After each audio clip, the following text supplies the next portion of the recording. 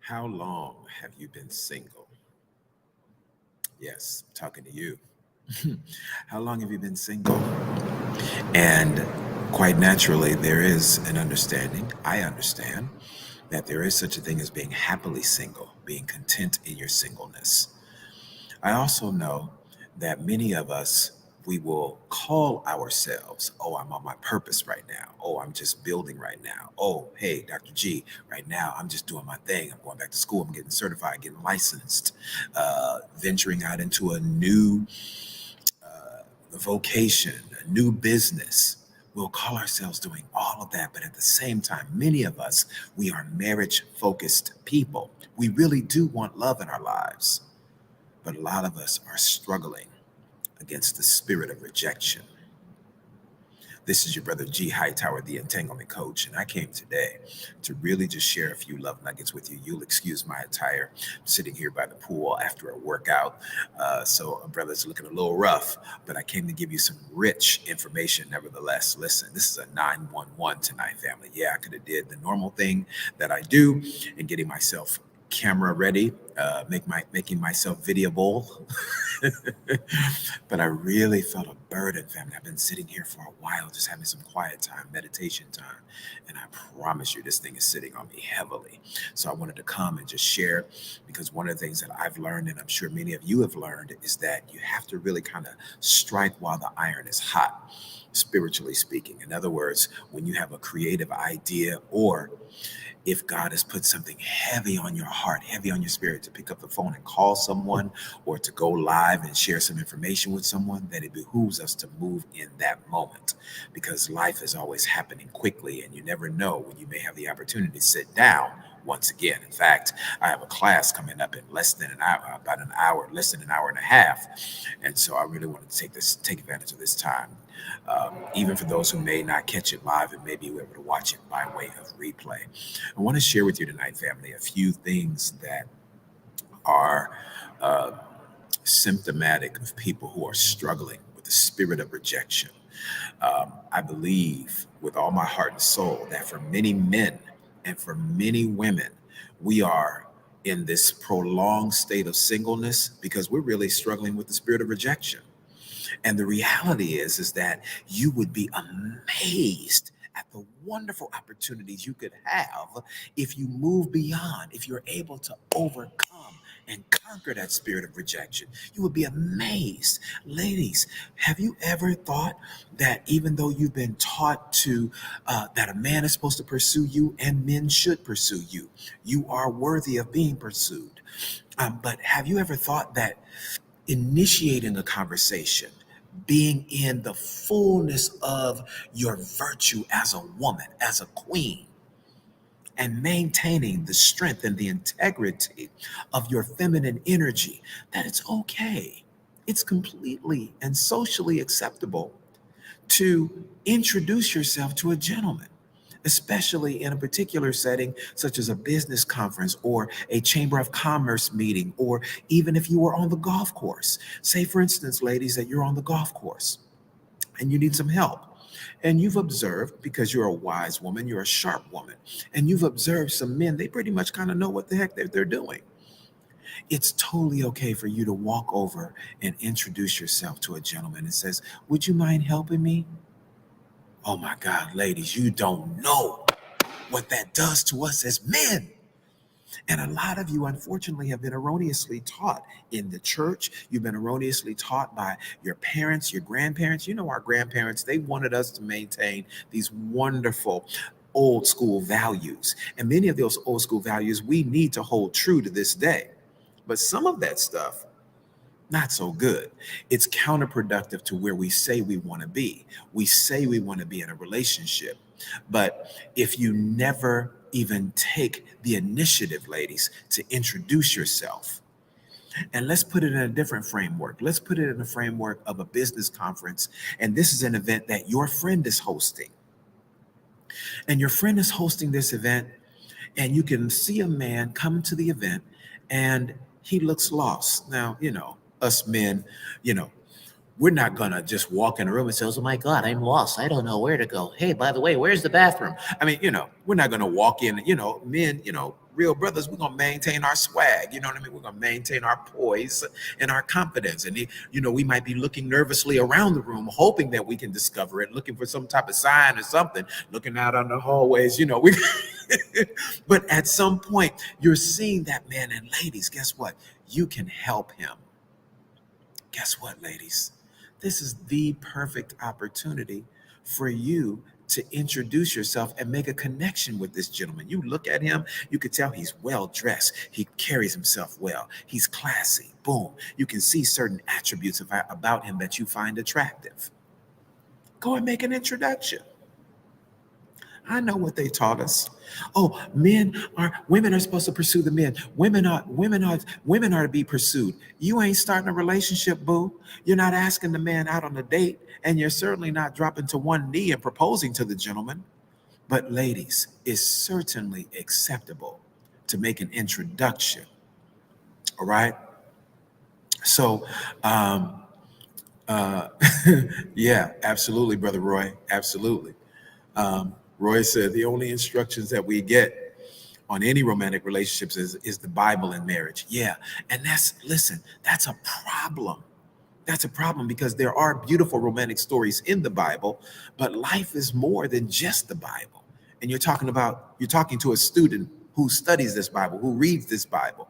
And Roy is absolutely right. And so listen, I want to really just kind of pull down because ladies, if you're struggling with a spirit of rejection, in other words, number one, that you're fearful that maybe that man may not find you attractive, even though you found him attractive. Ladies, that's why making a proper introduction is totally cool. Give that man an opportunity. You don't know if he's going to be feeling you or not. You don't know if he's going to be attracted to you or not. And that question may never be answered in your head unless you make an introduction. Ladies, take the initiative. It amazes me how so many of you beautiful, brilliant women, you will be as assertive or aggressive as you need to be in the boardroom. But in a social setting, y'all are those 9, 10, and 12-year-old little girls with the pigtails. Y'all are still the cute little high school girls that stood on that wall and the guy stood on this wall at the dance, and y'all didn't want to go and ask a guy to dance. Now I get it. In those settings, guys should approach the girls and ask them to dance.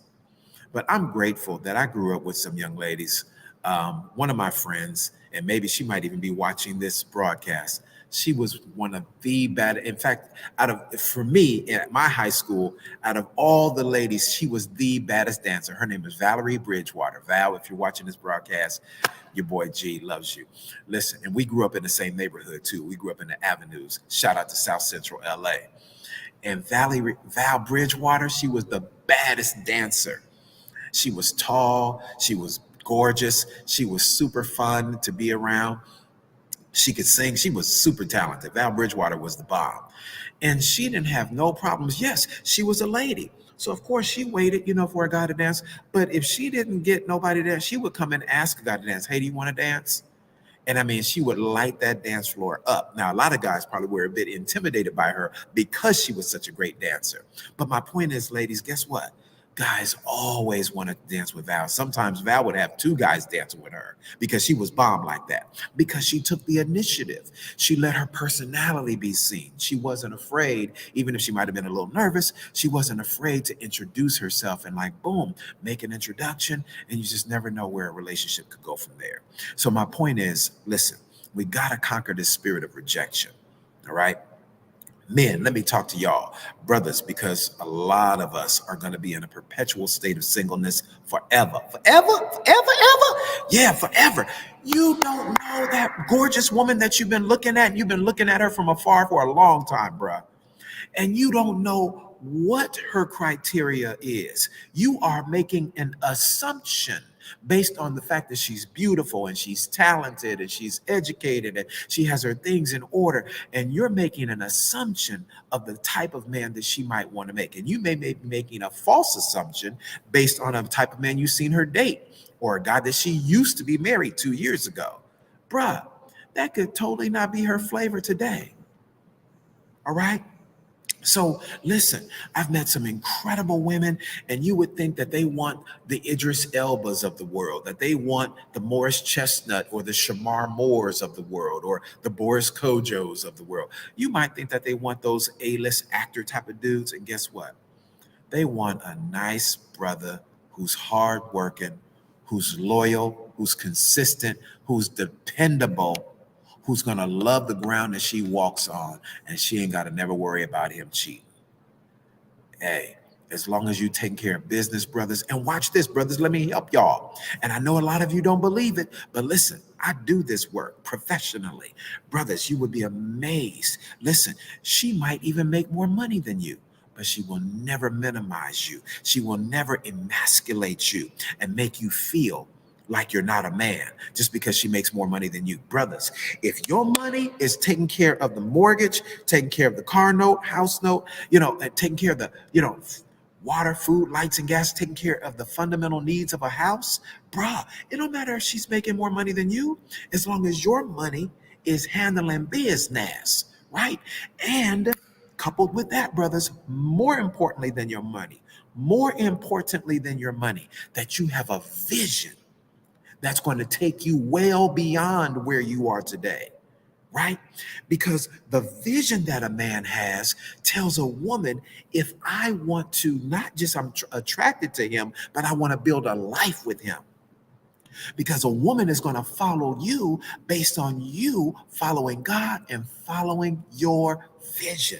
That's what a woman wants to sign up for, because she wants to know that you see me as valuable, not that you see me as a woman that's pumps and a bump, pumps and a bump. Everybody likes a pumps and a bump. I mean, that's cool. Every man wants some pumps and a bump, right? No brother wants to wake up every day to a woman who's a booger wolf. But guess what? What that woman is really drawn to is what's in you. Not how much money you have, not the whip that you're driving. We got plenty of those materialistic women.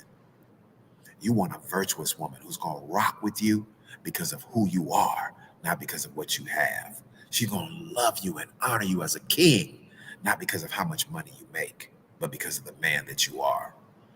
All right?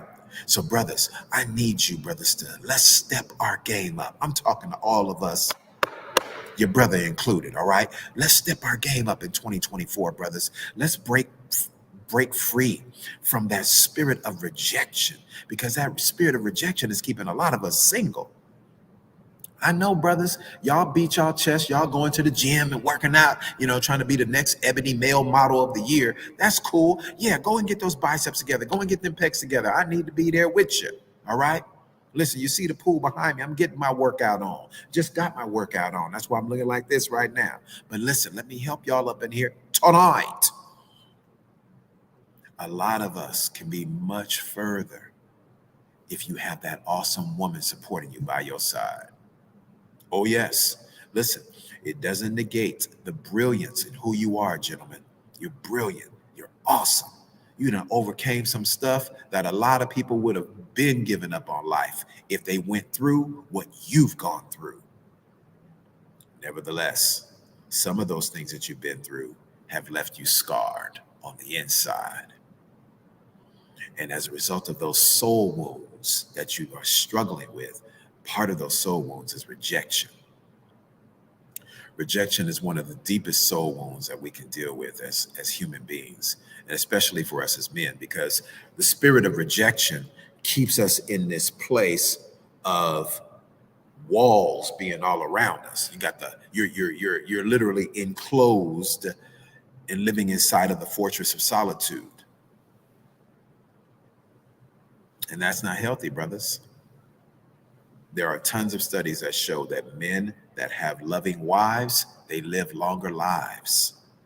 Men that have a loving, supportive wife, they live a better quality of life. Men that have a loving, supportive wife, they sleep better, they make more money. I mean, you can stay out in that single boat if you want to, but every man who I know who is extremely successful, he's got an awesome wife by his side. These are just the men I know, okay? I'm sure you know some brothers who are successful and they're not married.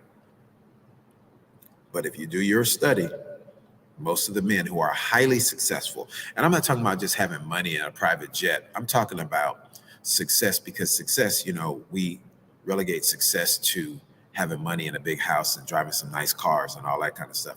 I'm talking about success and real wealth, not being nouveau riche, but having real wealth, which means that what you have, that God uses you and the resources you produce to make positive, powerful impact on the lives of many others. That's when you're wealthy. And a lot of us are just fearful of being rejected. We're fearful that the woman that we desire or the woman that we aspire to have, that she ain't gonna be feeling us. I dealt with that too. But guess what? I overcame that thing because I realized I'm never gonna reach my goals if I allow rejection to hold me back. All right.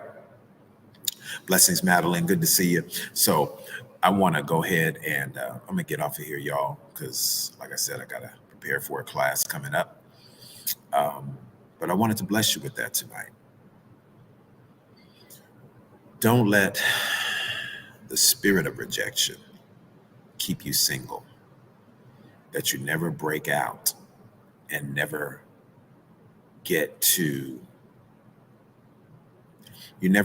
really have the opportunity to enjoy a wonderful life. I'm going to say this as I get ready to close. I'm going to do a study coming up. I just got to download just now. I got to download. That's why I love being around the water, even if it's a pool and not the beach. I'm going to do a study coming up. And that study is going to really deal with how many of us never really see our dreams and never really have the love that we say we desire because we're fearful of rejection. We fear that we may lose. What if I try and it doesn't work? What if I do introduce myself and he's not feeling me?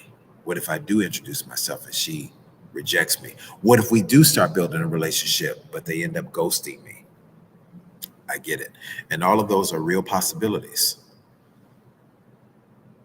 What's also a great possibility is that it could work. So why don't you ask yourself the question? Let's flip the script. Instead of talking about all the possibilities of what could happen if it doesn't work, if they're not feeling you, if they're not attracted to you, if they don't accept you, how about let's deal with what if they do like you? What if you are not their type, but they really find you an awesome person the moment you begin having conversation?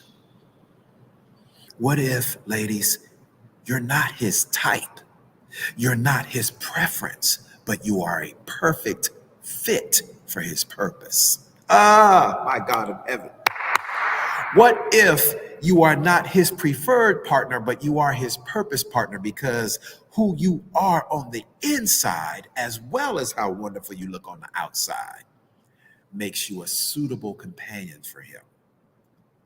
You are the woman that God has perfectly equipped to help that man fulfill his destiny. Whew. Oh, ladies, by the way, did you know that God's design for your life? I know what society told you. I know what Cosmo, Essence, and Vogue taught you. I'm telling you about what God says about you. God says, for the woman that desires to be a wife, you are his helpmeet. You're designed by God to be a helper. Now, I know some of you, you've given a lot of help to the wrong type of men. You've given a lot of help to the wrong kind of men. Ladies, please don't let your past dictate your future. Please don't shut down wonderful opportunities to be an awesome woman to help a man and you all build an awesome legacy together. Please don't forfeit your future because of the pain of your past. That too is a form of rejection. That because of the pain that you've gone through, that you say, I'm never going to let no man take advantage of me again. I get it. Been there, done that, got a t-shirt and a hat, not wearing one tonight, I'm wearing a hoodie. But don't let the fear Don't let the fear of having, don't let the fear of rejection, don't let the fear of betrayal cause you to forfeit your future. At some point, if you say, women, if you say, men, that you are a marriage focused person and marriage is a part of your future, at some point you're going to have to go out on a date. And please don't listen to these hyper spiritual people that talk about dating is not in the Bible. Cars are not in the Bible, but we drive them. Planes are not in the Bible, but we get on them. And we allow somebody that we don't know and perhaps someone we've never even seen in life fly us 35 to 40,000 feet up in the sky. And most of us go to sleep with some pilot that we don't even know. He could be like Denzel Washington in the movie Flight. Just had some cocaine and a drink last night. Shout out to the great Denzel Washington. Hey, blessings, Heather. Blessings, April. Blessings to you, Barbara Baker. Blessings. Listen, we put our trust in many, many, many things. But a lot of you all will negate the opportunity to have a rich relationship simply because you're giving yourself the excuse. Well, there's many ways that many reasons why it could not work out. You don't know what could happen. You don't know him. You don't know her. Anything could happen. And that could end up being a repeat of what you went through. That's what the enemy is telling you. The enemy will keep you stuck in the pain of your past. Meanwhile, the Spirit of God is pulling you forward to move out of your comfort zone, to move out past your pain, to move out beyond the familiar and move into a new season. And you never know. You would be amazed at what could happen if you just begin a conversation. Just introduce yourself. You never know what could happen. All right? Listen, I love you. Abundant blessings to you. This is your brother, Dr. G. Hightower. I am the Entanglement Coach. I specialize in getting people free from soul ties, helping people get free from entanglements, toxic attachments, and my ultimate goal is to get your soul whole so you are ready for your soulmate. Listen, if you want to join us tonight, we have an awesome class, group coaching session. Actually, it's not a class, but it's an ongoing group coaching. And it's called Preparing for Real Love. And listen, if you, again, are a marriage-focused person, if you are a person that desires to have a real relationship, and maybe you haven't dated in a long time, maybe you've gone through a divorce, or maybe you've lost a loved one, you are a widower, you are a widow, my heart goes out to you. We have some phenomenal information we'll share with you in our group coaching. And this is ongoing. We meet twice a week, Wednesdays and Saturdays at 8 p.m. Eastern, which is 7 p.m. Central, 6 p.m. Mountain Time, 5 p.m. Pacific Time. So that's 8 p.m. Eastern Time, 7 p.m. Central, and 5 p.m. on the West Coast. All right. We meet every Wednesday, every Saturday. So you want to get in and be a part of our group because it's a phenomenal group. Tonight, we're going to be dealing with two major things. We're going to be dealing with sexual compatibility, and we're going to be dealing with blended families. How soon should we introduce that person that we've been dating? How soon should we introduce them to our children? We're going to chop it up on that. And the big thing, the hot topic that we're going to be talking about tonight, we're going to be talking about sexual compatibility. How can we determine if we're sexually compatible without touching? Ooh. If we're not going there, if we've set some boundaries for ourselves, because we don't want to fall into that trap of having sex and becoming sexually involved in a relationship prior to marriage. If you are a person that believes in being abstinent until marriage, if you believe in maintaining your celibacy until marriage, how do we determine if we're sexually compatible?